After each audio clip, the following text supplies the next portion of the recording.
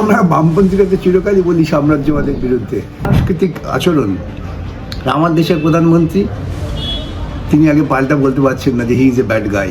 Trump যেভাবে মোদির সম্পর্কে বলছে, মোদির সাহস হচ্ছে না পাল্টা একটা কথা বলার। দেখবেন গোটা বিশ্ব জুড়ে বিক্ষোভ হচ্ছে, আমেরিকার ভেতরে বিক্ষোভ হচ্ছে।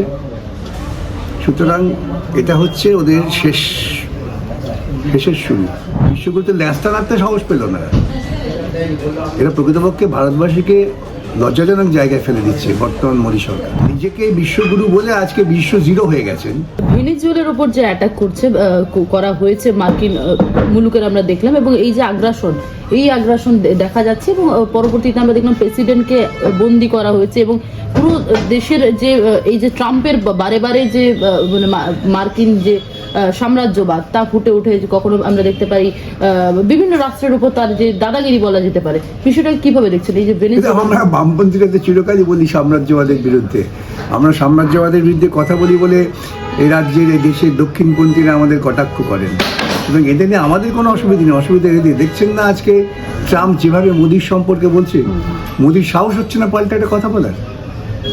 আমি কিন্তু আপনাদের মিডিয়ায় না, আমি তো আমার পোস্ট করেছি যে আমাদের প্রধানমন্ত্রী কেন পাল্টা দৃঢ়তার সঙ্গে ট্রাম্প যা বলছে তার বিরুদ্ধে কথা বলতে পারছে না।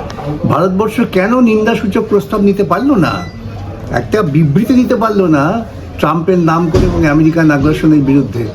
একটি স্বাধীন দেশের রাষ্ট্রপতি এবং তার স্ত্রীকে বাড়ি থেকে তুলে নিয়ে আসছে ভারতবর্ষ, এত বড় শক্তিধর দেশ, বিশ্বগুরুতে ল্যাস্তা নাড়তে সাহস পেল না। এরা প্রকৃতপক্ষে ভারতবাসীকে লজ্জাজনক জায়গায় ফেলে দিচ্ছে বর্তমান মোদী সরকার। মানে সেই বিশ্বের গুরু বলতে সে ট্রাম্পই এটা কি বারে বারে প্রমাণিত করার চেষ্টা চলছে? নিজেকে বিশ্বগুরু বলে আজকে বিশ্ব জিরো হয়ে গেছেন। ট্রাম্প ধমক দিচ্ছে, উনি ঢোক গিলছেন। এত বড় একটা সুযোগ ছিল অন্ততপক্ষে ভেনেজুয়েলার ঘটনাকে কেন্দ্র করে সরকারিভাবে একটা দৃঢ় অবস্থান নেওয়ার। জোট নিরপেক্ষতার নেতা ছিল ভারতবর্ষ। আজকে সেই জোট নিরপেক্ষতার যে নেতা ছিল তাকে আজকে মোদি নামিয়ে নিয়ে এসছেন ট্রাম্পের চেলায়। ট্রাম্প বলছে না he is a good guy. ভাবা যায় একটা দেশের প্রধানমন্ত্রীকে একটা দেশের রাষ্ট্রপতি গুড গাই বলছেন? এইরকম কি বলবো আমি, অসাংস্কৃতিক আচরণ।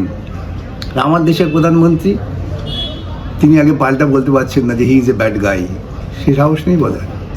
এর প্রভাব কিছু দেখতে পাচ্ছেন এটা হচ্ছে সাম্রাজ্যবাদের পতনের যাত্রা শুরু। আমেরিকান সাম্রাজ্যবাদের পতনের যাত্রা শুরু হলো এই ঘটনা।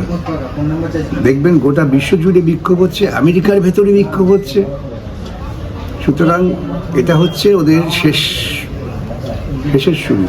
আরো ভালো ভালো খবর দেখতে সাবস্ক্রাইব করুন বাংলা হান্টের ইউটিউব চ্যানেল। বাংলা হান্টের আরো খবর দেখতে নজর রাখুন। বাংলা খবর মানেই বাংলা হান্ট।